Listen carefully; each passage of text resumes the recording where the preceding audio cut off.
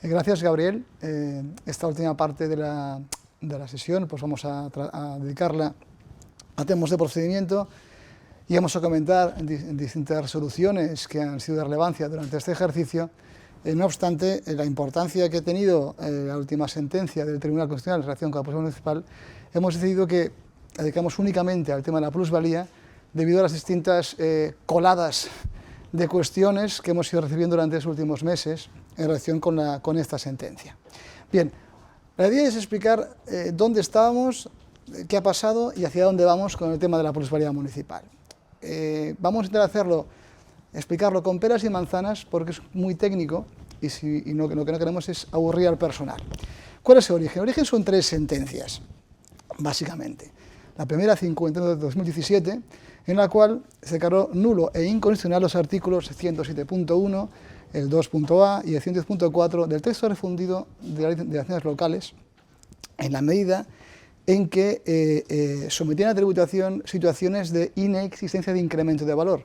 Y el incremento de valor no es más que el vértice donde pivota la justificación del tributo. En consecuencia, si no hay incremento, pues el tributo no tiene razón de ser. En consecuencia, se declaró que vulneraba el artículo 31 y el principio de capacidad económica. Pero el tributo siguió existiendo y el legislador no corrigió esta situación ni adaptó la norma a los principios de esta sentencia. Tiene importancia remarcar que ya en el ámbito foral, en los territorios históricos de Guipúzcoa y Álava, ya dos sentencias de febrero y marzo del 2017 también declararon nulo los preceptos homónimos de los territorios históricos, habiendo adaptado ya los territorios forales la normativa a los principios de la Constitución.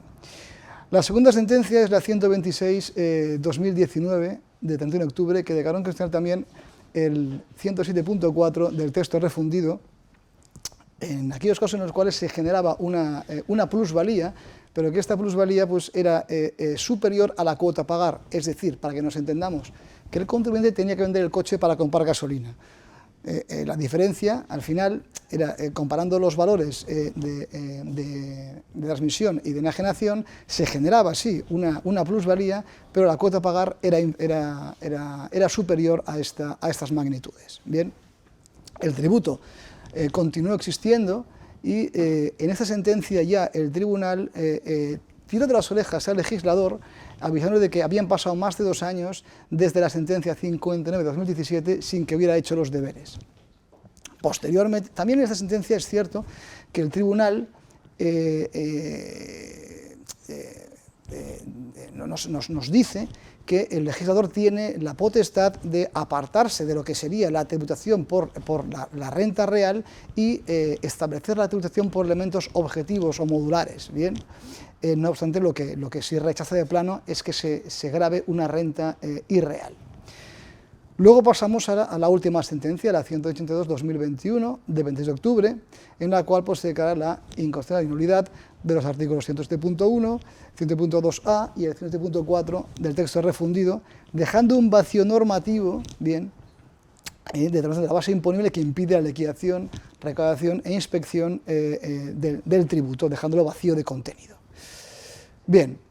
Esta sentencia vino anunciada por 2 notas informativas de la oficina de prensa del tribunal, la 91-2021 y la 102-2021, que ya anunciaban a bombo y platillo los términos un poco de la sentencia. La verdad es que se los podían haber ahorrado publicándola directamente en el BOE, pero no fue así. Bien. En estas notas ya nos avisaban de esos términos, es decir, a quién iba a aplicar esa sentencia o quién podía beneficiarse de los términos de esta sentencia, dado que las sentencias anteriores que hemos comentado, las sentencias 59 y la 126, no explicaban el alcance temporal de la sentencia. De hecho, decían que quedaban eliminados desde su origen, en consecuencia se podía entender que tenía efectos retroactivos. Pues bien, esta sentencia ya nos dice que tiene efectos desde la fecha de la sentencia, ¿bien? En consecuencia, nos pone muy complicada. Nos dice lo siguiente, que aplica aquellas obligaciones devengadas o hechos imponibles o transmisiones desde el 26 de octubre. Aquellas situaciones que a fecha de esta sentencia pues hayan venido o decaído firmes o en sentencias con fuerza de cosa juzgada o mediante resultante firme. Bien, hasta aquí se puede llegar a entender incluso, con matices. Luego también aplica a liquidaciones provisionales que, estando en plazo de recurrir, no se hubiesen recurrido a fecha de la sentencia, o autoliquidaciones cuya impugnación no se hubiese efectuado, no se hubiese rectificado la declaración a fecha de la sentencia. Como sabemos, la plusvalía municipal, según pueden establecer las ordenanzas, se puede liquidar por liquidación o por autoliquidación, es decir, liquidación, presentando la documentación al consistorio para que nos notifique la liquidación, y con esa liquidación pues se abren dos plazos, el periodo de ingreso voluntario y el periodo de recurso en alzada ante el consistorio, o vía autoliquidación, en la cual presento y hago mis deberes como si fuese IRPF y presento la autoliquidación Hacienda, tendiendo 4 años desde que se hace el ingreso para poder rectificarla y pedir la devolución. Bien, a todas estas, el Real Decreto Ley 26/2021, aprobado el 8 de noviembre, pues nuestra médico ministra lo que hace es arreglar la situación mediante el trámite de urgencia. Esta norma no tiene carácter retroactivo, con lo cual aplica desde la fecha de entrada en vigor, o sea, hechos imponibles a partir del 10 de noviembre. Bien, esta circunstancia, el hecho de que la sentencia tenga efectos desde su fecha y el Real Decreto entre en vigor sus efectos a partir del 10 de noviembre, deja huérfanos de derechos a algunos contribuyentes que a fecha de la sentencia podían haber recurrido. En consecuencia, nos pone en 3 situaciones que hemos de analizar y ver las consecuencias. Situaciones o hechos imponibles acaecidos antes de la fecha de la sentencia. Luego, situaciones, compraventas o transmisiones, impuestos ingresados entre la fecha de la sentencia y la fecha de entrada en vigor del Real Decreto. Bien, y hechos imponibles o transmisiones efectuadas a partir de la entrada en vigor del Real Decreto. Pues bien, en el primero de los escenarios, el primer grupo, aquellos hechos imponibles acaecidos antes del 20 de octubre. Pueden verse varias situaciones. Aquellos supuestos en los cuales el impuesto se ingresa vía liquidación, o aquellos que se liquidan por autoliquidación. Básicamente, los efectos de la sentencia sobre estas situaciones son las mismas, prácticamente dejando de lado lo que es el plazo de impugnación, que en un caso es un mes y en otro pues son 4 años desde el ingreso de la deuda. Bien, pero en el caso que sean liquidaciones no impugnadas, bien, que a fecha de la sentencia estábamos en plazo para impugnarlas, pues la sentencia nos expulsa de su beneficio. En consecuencia, únicamente podrán impugnarse por motivos distintos a los tercios de la sentencia. ¿Esto es así?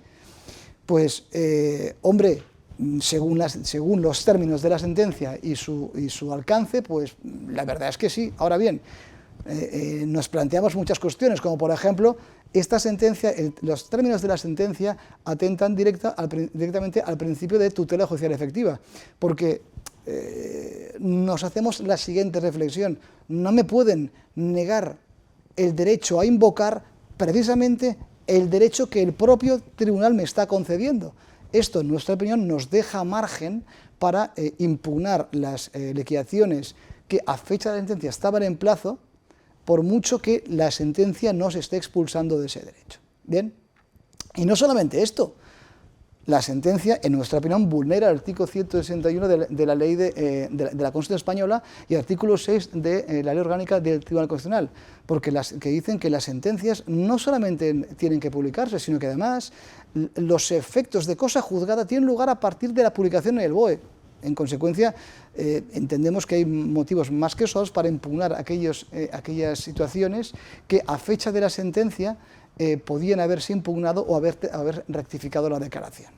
Bien, en aquellos casos en los cuales no se hubiese estemos fuera de plazo para impugnar a fecha de la liquidación o de presentar la autoliquidación, quizás habría que plantearse la posibilidad de ir a un procedimiento especial de revisión, en concreto, un recurso extraordinario de revisión, en el cual, en según casos, que haya aparecido un documento que no se conocía a fecha de mi decisión de no impugnar, por ejemplo, habría que analizarlo, como es esta sentencia, pues podría utilizarse como argumento a esgrimir para justificar este procedimiento. Habría que dar una vuelta, así como el de unidad de pleno derecho, habría que verlo. Bien, luego tenemos supuestos en los cuales a fecha de la sentencia no se ha notificado la liquidación. Pues en el caso que se nos notifica la liquidación en ese periodo, pues no habría ningún problema porque la sentencia no nos restringe el derecho. ¿Bien? En el caso que sean autoliquidaciones impugnadas y no resueltas, pues estaríamos pues, en lo mismo. Entendemos que si fuese desfavorable se podría impugnar y lo normal es que sea favorable esa resolución que está pendiente de venir, toda vez que reside en una normativa que ha devenido nula. ¿Bien? Luego tenemos liquidaciones impugnadas y desestimadas en vía administrativa. Si estamos en plazo para ir de los 2 meses para ir a contencioso, pues no habría ningún problema, podríamos impugnarlo. En el caso que estemos fuera de plazo porque hemos decidido no seguir la siguiente instancia en el recurso, vista cuál era el escenario que teníamos antes de la sentencia, pues quizás, insistimos, la aparición de esta sentencia con posterioridad es posible que nos permita ir a un recurso extraordinario de revisión, por la aparición, insisto, de un documento que no se conocía a fecha de la decisión adoptada de no seguir con el pleito. Bien, y luego tenemos supuestos en los cuales son liquidaciones que se habían impugnado, alegando que la norma era inconstitucional y que no se ha quedado una sentencia firme que no se ha impugnado. Pues bien, estaríamos ante un supuesto en el cual podríamos ir por responsabilidad patrimonial de la Administración. Bien, a este punto hay que decir que, porque las cosas nunca vienen solas, que la semana pasada el abogado del Tribunal de Justicia de la Unión Europea propuso al Tribunal que declarase que el sistema de responsabilidad patrimonial aprobado por Montoro en el 2015 no se adecua a la normativa europea. En consecuencia, si posteriormente aparece una sentencia que declara que el procedimiento de responsabilidad patrimonial del Estado español vulnera el derecho de la Unión Europea, se abriría la puerta a que aquellas sentencias o liquidaciones firmes y consentidas, incluso prescritas, podían beneficiarse de esta última sentencia 182-2021. Había que analizarlo, pero esto le podría costar al Estado cerca de 10.000 millones de euros. Bien, esta es un poco la situación que estaríamos antes de la sentencia. Es decir, recomendamos vivamente revisar las situaciones, porque por mucho que la sentencia diga lo que está diciendo, entendemos que habría motivos para impugnarlo. Bien, luego estamos ante situaciones o hechos imponibles o transmisiones efectuadas entre el 26 de octubre y el 9 de noviembre. Bien. Y en este caso, si es por autoliquidación o por liquidación, pues estaríamos en las siguientes situaciones. Es decir, cuando es liquidación, pues debemos presentar al ayuntamiento, al consistorio, pues toda la documentación relativa para que nos notifiquen la liquidación y como consecuencia de esta, pues si no estamos de acuerdo la podemos impugnar, bien, y el plazo sería de 1 mes en alzada entre el consistorio. Bien, si estamos ante una autoliquidación, nosotros hemos recomendado que se presente la autoliquidación con cuota cero, esgrimiendo con un escrito acompañándolo que la situación de la sentencia nos ha dejado vacío de contenido los términos para liquidar el impuesto. En consecuencia, lo presentaríamos con cuota cero. ¿Y por qué este exceso de celo? Pues porque la ley del impuesto no se ha anulado, sigue vigente. Lo que se ha anulado son los precios que determinan la base imponible. En consecuencia, subsiste la obligación de presentar la declaración. Y el hecho de que yo no presente la autoliquidación puede ser aprovechado por algún consistorio con un talante pues, ortodoxo, ultraortodoxo o yihadista para abrir un expediente sancionador por no presentar la autoliquidación. Es posible también que pudiese haber una comprobación de la Administración. En consecuencia, si hubiese una comprobación, que lo dudamos bastante, pues, y como consecuencia de ella hubiese una liquidación, pues para impugnarlas en el plazo de un mes. Bien. Y luego tenemos los supuestos acaecidos a partir del día 10 de noviembre, que es la fecha de entrada en vigor del Real Decreto. Bien, pues este Real Decreto, por el cual se modifica o se adapta la norma, el texto refundido de las elecciones locales a las exigencias de la sentencia del Constitucional, pues tiene efectos desde su entrada en vigor, no tiene efectos retroactivos. Bien, y lo que establece es, como ya el Tribunal Constitucional en sentencias anteriores ya reconoció el derecho que tiene el legislador de establecer el cálculo del tributo a ingresar por este impuesto de forma objetiva o modular, lo que ha hecho es mantener un sistema semejante y establecer la opción de que el contribuyente pues, tribute por la renta real por diferencia de valores. ¿Bien? Los ayuntamientos ahora mismo tienen un plazo de 6 meses para adaptar su normativa, sus ordenanzas al nuevo texto. Los pioneros han sido, como pone aquí, pues el Tribunal Viejo y sobre todo los territorios forales de Álava y Guipúzcoa. Bien. ¿Esta norma es constitucional? Pues la verdad es que tenemos muchas dudas, o entendemos que hay motivos serios para que vuelva a ser inconstitucional, por 2 motivos. Básicamente por la costumbre que tiene este legislador de utilizar el instrumento fácil del Real Decreto para materias reservadas a reserva de ley. El artículo 8 de la General Tributaria ya nos dice que se va a regular por ley expresamente los términos de la base imponible, base liquidable, tipo de y cuota para determinar la deuda tributaria. Bien, se ha hecho por Real Decreto, en consecuencia lo está infringiendo.